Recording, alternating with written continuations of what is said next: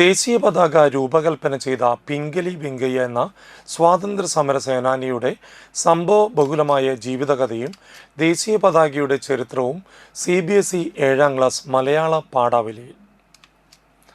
പിംഗലി വെങ്കയ്യയെക്കുറിച്ച് പ്രവാസി എഴുത്തുകാരനായ സതീഷ് കുമാർ വിശാഖപട്ടണം തയ്യാറാക്കിയ ലേഖനമാണ് മലയാള പാഠാവലിയിൽ സ്ഥാനം പിടിച്ചിരിക്കുന്നത്. ചന്ദ്രാപിന്നി സ്വദേശിയായ സതീഷ് കുമാർ വിശാഖപട്ടണം പാട്ടോർമകൾ അറ്റ് 365 എന്ന ലേഖന പരമ്പരയിലൂടെ ഇന്ത്യ ബുക്സ് ഓഫ് റെക്കോർഡ്സിൽ ഇടം പിടിച്ച മലയാള ഗാന സാഹിത്യരംഗത്തെ ഏറെ ശ്രദ്ധേയനായ എഴുത്തുകാരനാണ്. തൻ്റെ പ്രവാസ ജീവിതത്തിനിടയിലായിരുന്നു ദേശീയ പതാകയുടെ ശില്പിയെയും അതിൻ്റെ ചരിത്ര വഴികളെക്കുറിച്ചും അറിയുന്നതും എഴുതുന്നതും.